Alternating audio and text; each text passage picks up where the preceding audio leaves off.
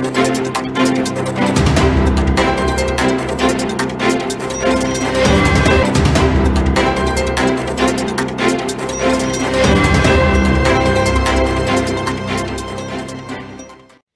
هنێک وێ چارچوێدا گرێدەی ڕێوشە پێواژوێ ئەمێ ئالۆزیێن لە سووریا و ڕۆژاوای کوردستانی بشۆپینن بنرخینن میوانێکی مێ ji Strasbourgê heye Birêz Ehmed Gulabî dêre şîrovekarê siyasî ye.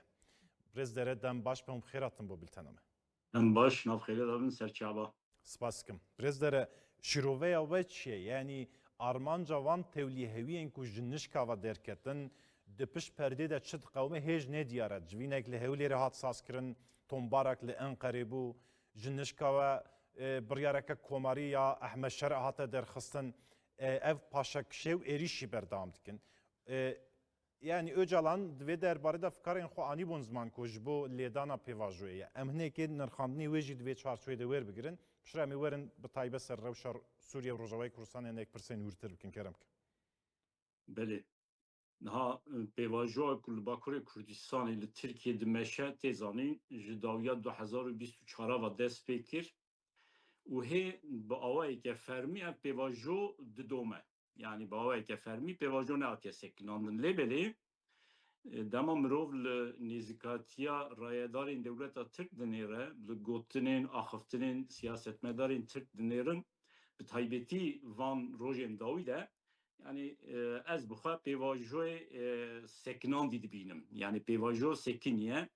Lêbelê bi awayeke fermî dewleta Tirk naxwaze bêje pêvajo sekiniye. Dixwazin divê çarçoveyê de ji xwe re hineke tiştan dest bixin. Niha di destê wan da tê zanîn Birêz Öcalan heye li İmraliyê yani dixwazin bi taybetî di derbarê Rojava de jî ji alî Öcalan ve hin mesaj bêne dayîn. Lêbelê ev demeke li bendêne ku mesajeke bê dayîn yani Birêz Öcalan ji Qesedê re bêje çekê xwe dayînin xwe radestî hikûmeta HTŞ ya Şamê bikin. Lêbelê mesajeke wilo ji İmraliyê derneket. Ji ber vê yekê jî tê zanîn yani normal şandeya Dem Partiyê divê her 2 hefta carê çûba İmraliyê. Lêbelê ji dudiyê meha kanûnê vir ve diho çû. Yani piştî mehu nîvê şûn da çû. Dewleta Tirk dema dît ku li Rojava rewş hineke cuda dimeşe bi taybetî li hember Helebê Şêx Meqsûd Eşrefiyê ew êrişên ku hatin çêkirin ji mêj ve hatibû plankirin ji aliyê dewleta Tirk ve nexwastin şandeyê bişînin İmraliyê şande biçe İmraliyê û niha şande çû İmraliyê. Em nizanin bi taybetî Birêz Öcalan çi gotiye yani daxuyaniya ji aliyê şandeya Dem Partiyê ve hate dayîn tenê tê gotin ku Birêz Öcalan divê rewşa li Sûriyê bi diyalogê bi rêkeftinê bê çareserkirin. Daxwaza dewleta Tirk mesajeke wilo nebû. Yani tu keşî li bendê divê nebe ku ez bixwe li bendê nînim ku Birêz Öcalan daxwaz mesajeke li gorî daxwaza dewleta Tirk bide. Paşa Birêz dere niha ev nokteya ku we anî servê mijara ku dewlet li bendê ji İmraliyê daxuyaniyek taybet li ser Hesedê bê dayîn ev nokteyeke giring e. Dema ku mirov li pêvajoyê temaşetke ji zêdetirî salekê heta niha pêngavên ku hatin avêtin hemû Kurdan avêtin. Yani li ser daxwaza Öcalan kongre hat saskirin êdî mirov naxwaze dubare bike bes hemû diyarin. Herî dawî jî ev daxwaz weke dixuye li ji Öcalan yan ji İmraliyê têkirin. Di vê noktê de wek hûn dibêjin hûn bawer nakin ku pêngavek wa bê avêtin yan jî daxwazek wa dê pêvajoyê yani mesajeke wilo ji Birêz Öcalan wê dernekeve. Paşa ev dê bibe sedem ku pêvajo bisekine yani têk biçe? Na ev tenê nabe sedem ji ber ku hêviyên dewleta Tirk bi taybetî yani ji Birêz Öcalan û her wiha derbarê Rojava derbarê Sûriyê de tenê ew nîne. Yani eğer dewleta Tirk li ser axa Sûriyê bi taybetî ji xwe re destketiyan bi dest bixe û Kurdan li gorî xwe yani Kurd ji bo dewleta Tirk weke haceteke metirsînê nînin lêbelê dewleta Tirk wilo dibîne ji wê astê derbixe ev pêvajo dikare bimeşe. Lêbelê dema mirov li renga niha dinêre bi taybetî ew hestên düşmanatiya ku li Tirkiye li diş Kurda heye û tê pêşxistin dinêre pir zêde jî mirov nikare xweşbîn binêre ji bo dema pêş. Niha ev tiştê ku diqewime derbarê pêvajoyê de fişarin tenê bo ku nexetme li gorî pencereya Tirkiye ez bêjim yan jî dixwazim bi temamî pêvajoyê têk bidin weke pêvajoyên 2013 yan jî yên berî Evet. destpêkan nû da yanî hewildaneke bi temamî bê ji nav birin yan jî tenê fişareke ev tê çêkirin. Dewleta Tirk yani heya ji destê wî were vê pêvajoyê wê bide meşandin ji bo ku hêdî hêdî li gorî berjewendiyên xwe tiştan bi dest bixe. Lêvelê yani me dît ku li Helebê dewleta Tirk bi taybetî alîkariyê da heteşê şer da meşandin derbarê pêvajoyê de tişteke negot.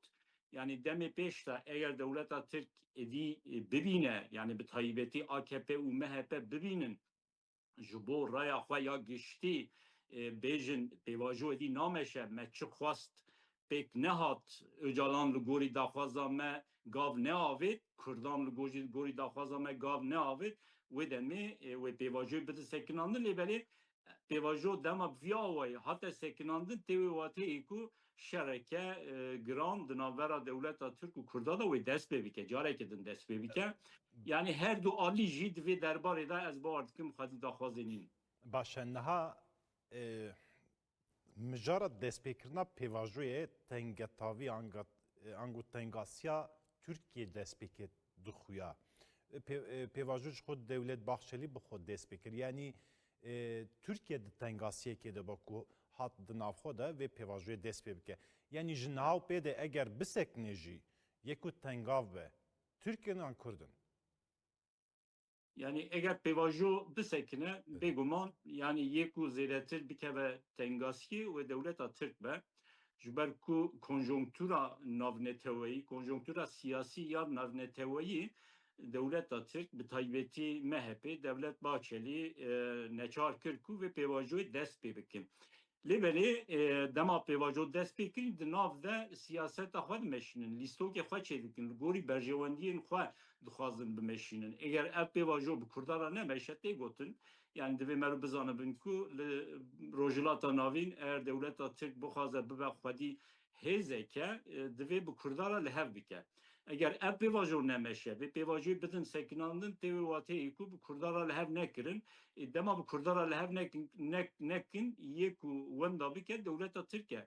Kurd zaten Kurda pir tişt wenda kiriye tiştekî ku Kurd êdî wenda bikin nîne yani ji ber vê yekê me nikarin bêjin ev pêvajo dema sekinî Kurd wê wenda bikin vê pêvajoyê dewleta Tirk ji bo berjewendiyê xwe dest pê kir eğer bisekine jî wê dîsa dewleta Tirk wenda bike.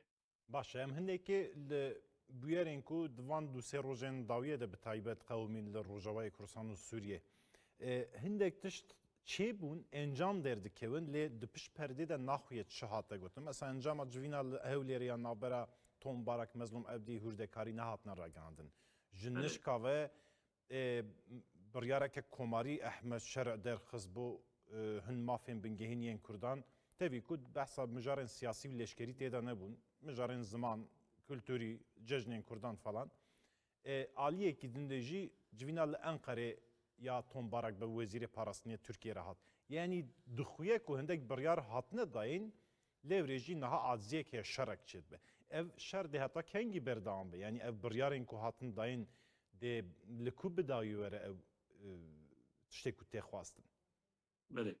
Yani piştî Eşrefiye Şeyh Maksud vir ve hêjî şer dimeşe yani we jî di nûçeyê xwe da diyar kirin ku şer li Rojavayê Firatê dimeşe hê derbasê Rojhilatê Firatê nebiye yani Amerika bi taybetî di derbarê Sûriyê de xwedî pîlaneke ew bêdengiya Amerika ya derbarê Şeyh Maksud Eşrefiyê de jî weke parçeyeke plana Amerika divê bêdîtin şer ez îhtimal nadim ku derbasê Rojhilatê Firatê be derbasê Bakurê Rojavayê Rojhilatê Sûriyê be lêbelê çi pîlan hatine çêkirin ji aliyê Amerîkan ve bi Tirka ve gelo çi hatiye axiftin em wê nizanin Ama tişteki rast heye ku ne Amerika ne ci Fransa hundizanın serokumarı Fransa Emmanuel Macron jî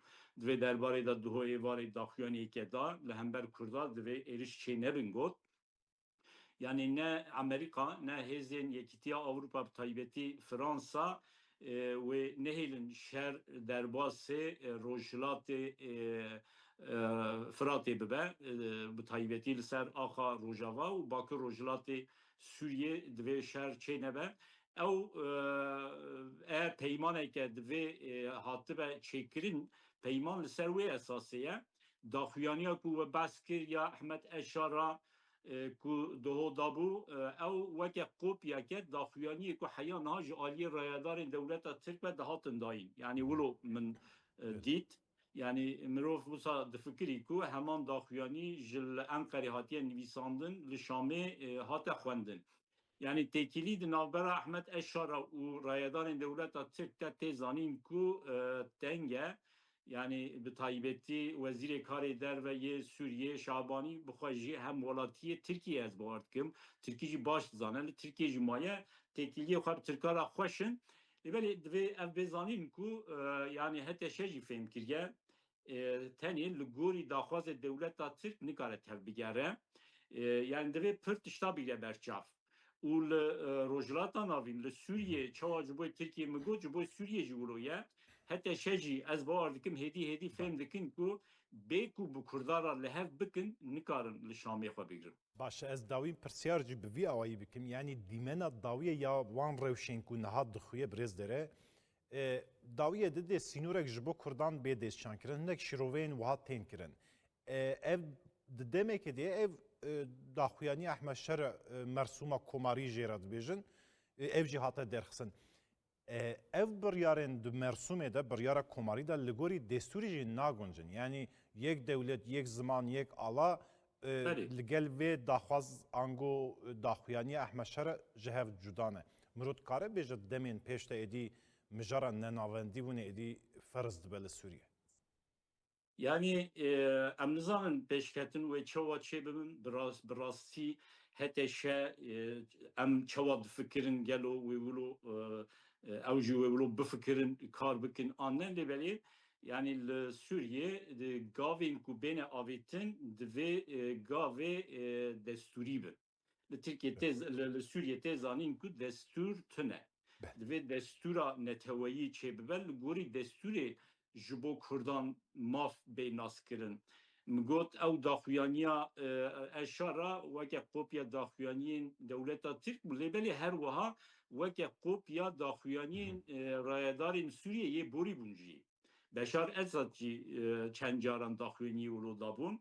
Yani bi zagonî divê li Sûriyê maf bê naskirin û êdî dê bêzanîn ku Kurd li ser axa tenê Rojava ne li ser axa Sûriye ve bibin müşterekê desthilatdariyê. Bê ku Kurd bibin müşterekê desthilatdariyê Sûriye nikare xwe pêş bixe nikare bibe welatê ku çawa nişêniyên Sûriye dixwazin li pêş bikeve. Bele gelek spas dikim Birêz Ehmed Gulabî dere şirovekarê siyasî ji bajarê Strasbourga Fransayê bimere bû. Spas ji bo tevlîbûna we û şîroveyên we dibêjin dem baş be xeweta xweş. Em baş.